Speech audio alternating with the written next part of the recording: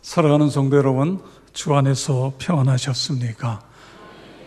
오늘은 순교자 주일입니다.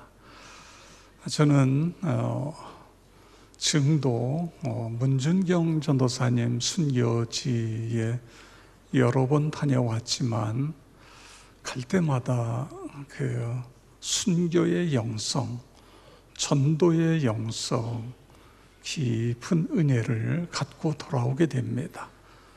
시간이 되시면 한번 하루에 다녀오기는 쉽지 않아요. 아침 새벽 5시쯤 출발해서 서울을 빠져나가야 되기 때문에 일찍 가야 됩니다. 거기가 어려우시면 양화진에 외국인 선교사 묘역이 있습니다. 선교사님들의 다양한 사연이 그곳에 기록되어 있습니다.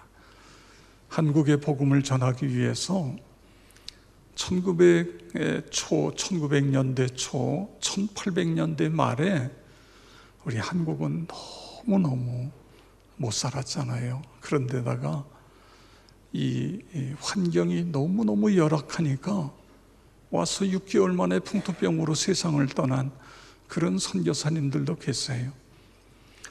저는 그곳에 갈 때마다 이분들이 한국에 와서 이 땅에 묻혔는데 저분들도 순교자다, 그런 생각을 갖게 됩니다. 이분들의 헌신의 피와 땀, 그리고 한국교회 초기에 있었던 순교자들의 피 위에 오늘의 한국교회가 세워져 있는 것입니다. 우리가 이 사실을 잊지 말아야 됩니다. 저는 순교자 주일을 맞이해서 순종이라고 하는 단어를 계속해서 묵상했습니다. 그분들이 순종 안 했으면 순교할 이유도 없습니다. 순종했기 때문에 순교의 잔을 마시게 된 것입니다. 우리는 지금 중생을 넘어 성결한 그리스도인에 대한 말씀을 계속 나누고 있습니다. 성결한 그리스도인은 성령 충만해서 그들의 삶이 바뀌어진 것입니다. 여러분, 어떻게 바뀌어졌어요? 성결한 그리스도인은 순종의 사람으로 바뀌어지는 것입니다. 아브라함을 보세요. 왜 아브라함을 믿음의 조상이라고 그러죠? 만민의 아버지가 되리라 하나님이 그렇게 말씀하셨는데, 아브라함의 특징이 무엇입니까? 아브라함은 순종의 사람입니다.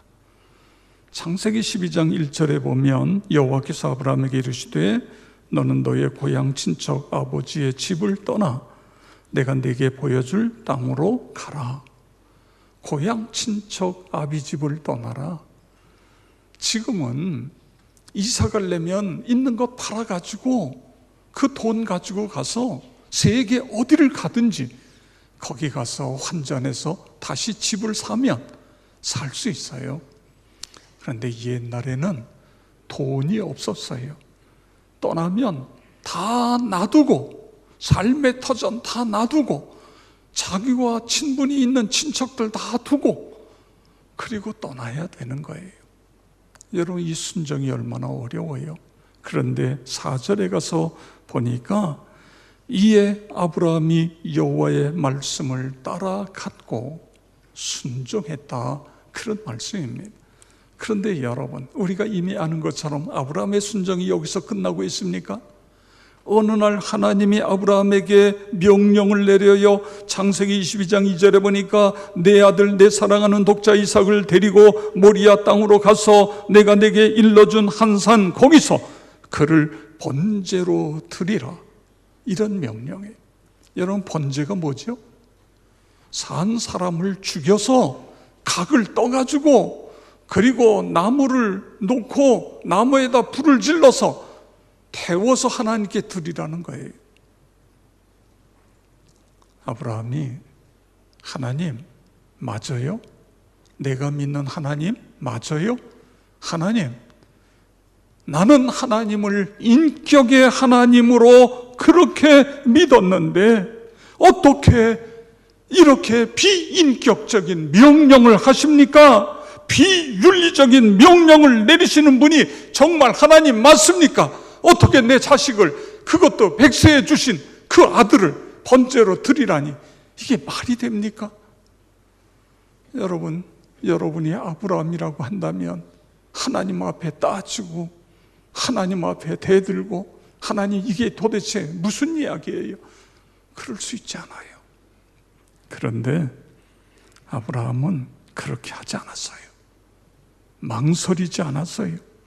3일 길을 가면서도 한 번도 뒤돌아보지 않았어요. 하나님께서 아브라함에게 창세기 22장 12절, 11절, 12절에 아브라함아, 그 아이에게 내 손을 대지 마라. 그에게 아무 일도 하지 마라. 내가 내 아들 내 독자까지 아끼지 아니하였으니 내가 이제야 내가 하나님을 경외하는 줄 아노라. 그렇게 할 때까지 아브라함의 행동은 거침이 없었습니다. 하나님 말씀에 순종하기 위해서 앞만 보고 나간 거예요. 우리는 순종의 신앙이 어떤 것인지를 보고 있습니다. 순종의 극치를 보고 있는 거예요. 여러분은 신앙생활하면서 가장 어려운 것이 무엇이라고 생각이 됩니까? 내가 예수 믿으면서 가장 어려운 것, 저는 순종이라고 생각이 되어져요. 온전한 순종. 아브라함이 어떻게 순종할 수 있었을까요? 믿음입니다. 하나님에 대한 신뢰예요. 하나님께서 백세에 주신 아들을 번제로 드리라고 말씀하신 것은 그럴 만한 이유가 있다. 왜가 아니라 어떻게다. 나는 오직 어떻게 해야 됩니까? 이게 나의 삶의 철학이다. 그리고 나아가는 그 아브라함의 모습을 볼 수 있지 않습니까? 하나님만을 경외하고 하나님만을 사랑하고, 어떻게 보면요, 이것은요, 아브라함이 오랜 세월 동안 하나님의 그 엄청난 사랑을 체험했기 때문에, 나를 사랑하신 하나님, 한 번도 실수하지 아니하신 하나님, 그 하나님께서 반드시 인도하신다. 여기에는 하나님의 뜻이 있다. 그렇습니다. 우리가 하나님의 사랑을 깊이 체험해야 순종의 사람이 될 수 있는 것입니다. 내가 순종해야지 어림도 없어요. 여러분, 일제 치하에 신사에다가 절하라고 그랬을 때 다 하지 말아야지. 그런데 일본 경찰의 칼과 총 앞에 어쩔 수 없이 하고 있잖아요. 이건 하나님의 뜻이 아닌데, 이건 우상인데, 그러면서도 얼마나 많은 사람들이 거기다가 절을 했습니까?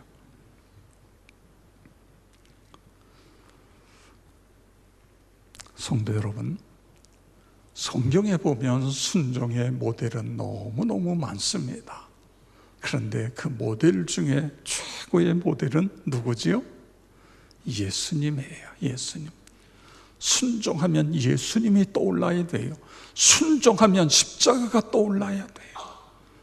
죽기까지 순종하신 예수님, 아버지의 뜻을 찾고 그 뜻에 계속해서 그 뜻에 초점을 맞추고 순종하며 살아가신 예수님, 그렇습니다. 마가복음 14장 36절을 보세요. 우리 다 같이 한번 읽겠습니다. 이르시되 아빠 아버지여, 아버지께서는 모든 것이 가능하시오니 이 잔을 내게서 옮기시옵소서. 그러나 나의 원대로 마옵시고 아버지의 원대로 하옵소서 하시고, 아멘. 예수님은 십자가의 고통이 얼마나 큰가를 아셨어요. 십자가 그 죽음이, 그 끔찍한 죽음이 얼마나 고통스러워. 그래서 지금 하나님께 뭐라고 기도하세요? 아빠 아버지, 아버지께서는 모든 것이 가능하시오니 이 잔을 내게서 지나가게 하옵소서. 나 십자가 지고 싶지 않아요. 십자가에 못 박히고 싶지 않아요. 그 이야기 아닙니까? 여러분, 그러나 예수님은 거기서 끝난 것이 아니라 나의 원대로 마옵시고, 나의 원은 뭐예요? 십자가 지지 않는 거예요. 아버지의 원대로 되기를 원하나이다. 순종하겠습니다. 십자가까지 순종하겠습니다. 그것이 예수님의 기도, 겟세마네 기도이셨던 것입니다. 저는 이 말씀을 묵상하면서 만약에 예수님이 십자가가 너무너무 겁이 나서 십자가를 피하셨다면, 예수님이 십자가를 지지 않았다면 나에게는, 우리에게는 어떤 일이 일어났을까? 어떤 일이 벌어졌어요? 죄 용서함이 없어요. 구원도 없고 영생도 없고 천국도 없습니다. 하나님이 주시는 은혜도 없고 기쁨도 없고 사랑도 없고 감사도 없고, 이 세상은 어떻게 보면 희망 없는 세상입니다. 좌절과 상실감에 짓눌려 사는 곳이 되었을 것입니다. 그런데 예수님 순종하셨어요. 빌립보서 2장 8절 우리 다 같이 읽겠습니다. 사람의 모양으로 나타나사 자기를 낮추시고 죽기까지 복종하셨으니 곧 십자가에 죽으심이라. 아멘. 십자가에 죽기까지 순종하고 복종하셨다, 그런 말씀인 것입니다. 여러분, 순종은 예수님의 삶의 전체의 정신입니다. 예수님은 한순간도 자신의 뜻을 생각해 본 적이 없어요. 항상 아버지의 뜻입니다. 우리가 다른 마을들로 가자, 거기서도 전도하니니 내가 이 일을 위해서 왔다, 아버지의 뜻입니다. 요한복음 6장 38절에 뭐라고 해요? 내가 하늘에서 내려온 것은 내 뜻을 행하려 함이 아니요 나를 보내신 이의 뜻을 행하려 함이니라. 아멘. 그렇습니다. 이것이 예수님의 삶의 원리였습니다. 아버지의 뜻에 순종하는 것.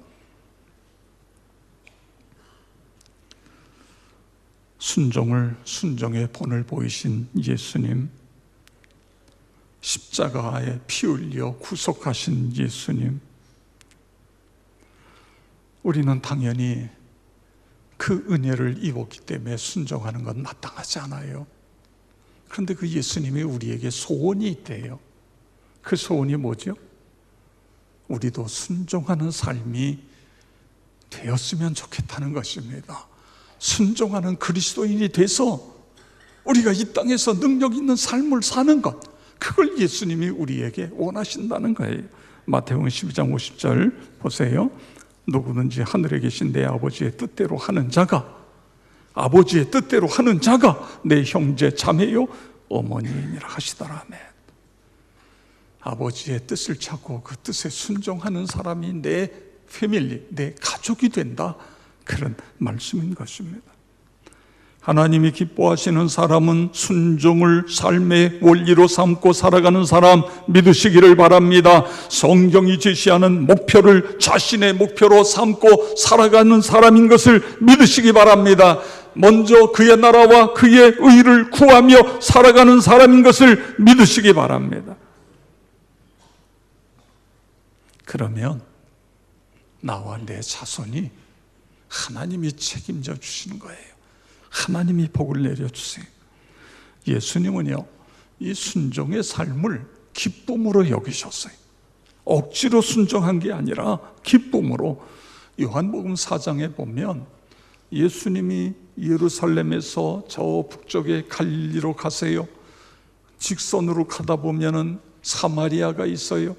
그래서 유대인들은 사마리아로 가지 않고 다 돌아서 갈릴리로 돌아가요. 멀리 돌아가요. 왜냐하면 사마리아는 혼혈족들이 살고 있어요. 하나님이 거긴 버렸다, 거긴 우리가 가면 안 된다, 그 사람들 집에 들어가도 안 되고 그들과 밥도 먹으면 안 된다, 이런 고정관념이 있어요. 그런데 예수님은 요한복음 4장 4절에 보니까 사마리아로 통행하여야 하겠는지라. 왜 거기 갔었어요, 예수님? 아버지의 뜻을 이루기 위해서. 거기에 영생술로 목말라 하는 한 여인이 있기 때문에, 그래서 그 여인 만나가지고 복음을 전해서 그 여인이 영원히 목마르지 않는 생수를 받지 않아요. 예수님께 받아요. 근데 그때에 제자들이 예수님 점심 때문에 동네에 가서 다니면서 예수님 점심을 준비해 갖고 와서 예수님 점심을 드십시오. 얼마나 배가 고프세요? 그랬는데 그때에 예수님이 뭐라고 말씀하시죠? 요한복음 4장 34절 보세요. 예수께서 이르시되 나의 양식은 나를 보내신 이의 뜻을 행하며 그 일을 온전히 이루는 것이니라. 아멘. 여러분, 나의 양식은 뭐라고요? 아버지의 뜻을 행하는 거고 그 일을 온전히 이루는 게 내 양식이다. 이게 어떻게 양식이에요? 여러분, 양식은 뭐죠? 에너지예요. 우리가 왜 하루에 3끼 밥을 먹어요? 어떤 분은 2끼 드시는 분도 있지만, 밥을 먹는 것은 밥을 먹음으로 말미암아 에너지를 얻어서 이게 소화가 돼서 에너지가 돼서 우리가 이 땅에서 생활하는 데 필요한 힘을 공급하잖아요, 밥이. 그런데 예수님은 지금 내 양식은, 내 에너지는 뭐라고요? 아버지의 뜻을 행하는 것, 그걸 온전히 이루는 것, 이게 내 양식이다. 이게 무슨 이야기죠? 하나님께 순종하고 하나님 아버지의 뜻을 이루기 위하여 열심히 달려가면 영적인 양식이 내게 들어온다. 그게 영적인 에너지가 돼서 영적으로 충만해지고 기쁨이 넘쳐지고 새 힘이 용솟음치고, 할렐루야. 그걸요. 이번에 우리 작은 교회, 예수인 교회 이틀 전도 다녀오신 분들, 이제 둘째 날은 한 40여 명 갔다 오셨는데, 이분들이 공통적으로 하는 이야기가 뭔지 아세요? 목사님, 이번에 제가 은혜 받고 왔어요. 제가요 너무너무 감사해요. 그 다녀온 분들이 보고 하면서 어떤 분은 눈물을 흘리면서 간증을 하는 거예요. 아버지의 뜻을 이루게 되어지면 하나님께서 그들에게 영적인 충만함을 주시는 거예요. 아무것도 안 하고 가만히 있는 사람들에게 충만함을 주시는 게 아니에요. 여러분, 순종은 선택사항이 아닙니다. 그리스도인의 필수사항이에요. 당연히 해야 될 도리입니다. 예수께서 순종하심으로 우리에게 모든 것을 다 주셨고 생명까지 주셨기 때문에 이 귀한 생명으로 다시 태어난 우리가 예수님께서 사신 것처럼, 예수님께서 순종하신 것처럼, 하나님 나도 순종하겠습니다. 이게 당연한데, 그런데 더 놀라운 것은요, 순종하는 사람에게 하나님께서 보상을 주신다는 거예요. 순종하는 사람에게 하나님께서 복을 주신다고요. 신명기 11장 26절 27절 우리 다 같이 읽겠습니다. 내가 오늘 복과 저주를 너희 앞에 두나니 너희가 만일 내가 오늘 너희에게 명하는 너희의 하나님 여호와의 명령을 들으면 복이 될 것이요. 아멘. 순종하면 복이 된다. 그 다음 저는 뭔지 아세요? 순종하지 않으면 저주다, 이 이야기예요. 그렇습니다. 하나님의 말씀에 순종하는 게, 이것이 우리에게 복이다, 그거예요. 자, 그러면 우리가 하나님 말씀에 순종하면 하나님이 주신 복이 어떤 것이 있을까요? 여러분, 어떤 복을 체험하고 있습니까? 순종하게 되면요, 하나님과 더 깊은 관계가 이루어져요. 하나님과 친밀해져요. 여러분, 자식이 부모에게 순종하면 어떻게 되죠? 부모와 자식이 가까워지잖아요. 자식이 부모에게 불순종해 보세요. 불순종하는데도 나는 내 자식과 가깝다, 그런 부모 어디 있어요? 하나님 말씀에 순종하다 보면 하나님과 더 가까워지는 거예요. 더 친밀해지는 거예요. 저는 그랬어요. 제게도 속상할 때도 있고 화날 때도 있잖아요. 그런데 새벽에 나와서 하나님 앞에 엎드려, 하나님 아버지, 그러면 하나님 뭐라 그러세요? 그래, 다 안다. 내가 속상한 거 안다. 내게 다 내려놔라. 그러면서 순식간에 마음이 평화로워지는 거예요. 이런 은혜를요, 얼마나, 여러분 제 얼굴 보세요. 제 얼굴이 지금, 제 얼굴의 표정이 지금 속에 그냥 뒤틀리고 속상하고 화가 난 그런 얼굴입니까? 예, 아니죠. 그렇습니다. 그래요. 하루하루가 감사해요. 하나님이 나의 아버지가 되시고 나의 신음소리까지 하나님께서 기억하시고 내 기도에 응답해 주시고, 이것이 순종하는 사람에게 주시는 놀라운 축복인 것입니다. 예수님이 순종했더니 요한복음 10장 15절에 보세요. 아버지께서 나를 아시고 내가 아버지를 아는 것 같아. 하나가 됐다 그거예요. 자, 그 다음에 30절에 보세요. 나와 아버지는 하나이니라. 순종하니까 하나가 됐다. 내가 사는 것이 아니라 내 안에 예수가 사신다. 할렐루야. 이렇게 바뀌어지는 것입니다. 그 인생이 바뀌어지는 거예요. 예수님이 내 안에 사는데 뭐가 걱정해요? 뭘 염려하세요? 뭘 근심하세요? 염려할 이유가 없는 거예요. 아무것도. 그분에게 다 맡기는 것입니다. 사랑하는 성도 여러분, 그렇습니다. 순종의 신앙을 살면 그분과 내가 하나 되어진다. 할렐루야. 그뿐만 아니라 영향력 있는 사람이 되어져요. 자, 예수님이 순종했더니 빌립보서 2장 8절 9절 다 같이 읽겠습니다. 죽기까지, 시작. 죽기까지 복종하셨으니 그 십자가의 죽으심이라. 이름으로 하나님이 그를 지극히 높여 모든 이름 위에 뛰어난 이름을 주사 하늘에 있는 자들과 땅에 있는 자들과 땅 아래에 있는 자들로 모든 무릎을 예수의 이름에 꿇게 하시고, 아멘. 죽기까지 순종했더니 예수님의 영향력은 모든 사람뿐만 아니라 이 땅에 있는 모든 자연의 세계가 그 앞에 무릎을 꿇는다 그거예요. 무릎을 꿇는다. 여러분, 예수님의 영향력, 순종의 영향력은 지금도 계속해서 전 세계를 향하여 퍼져나가고 있어요. 오늘날도 많은 그리스도인들이 간증이 있어요. 땅끝까지 이 복음이 계속해서 나가고 있는 거예요. 성경에 나타난 순종의 사람들 보세요. 아브라함, 모세, 또 다윗, 그 다음에 다니엘 등등, 이 사람들의 영향력이 얼마나 커요. 그런데 여러분, 이렇게 영향력, 이런 분의 영향력은 나하고 상관이 없는 것 같아요. 그런데 여러분, 내가 순종의 사람이 되면 내 자녀들이 나를 존경하게 되는 거예요. 이게 영향력입니다.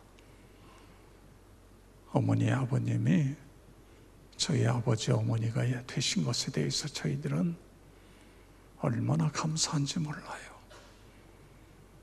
부모님, 저희들은 부모님을 너무너무 존경합니다. 이게 영향력이에요. 일터에서, 직장에서 일하는데 아무개가 우리의 일터에 있어서 우리는 행복합니다. 이게 영향력이에요. 교회 안에서, 목장 안에서 어느 분이 우리의 목자가 되시고 어느 분이 우리 교회의 신자가 돼서 그래서 나는 좋아요. 너무 좋아요. 이게 영향력인 거예요. 그러니까 순종하는 사람들에게 나타나는 영향, 불순종하는 사람들에게는 나타날 수가 없는 것입니다. 영향력인 것입니다.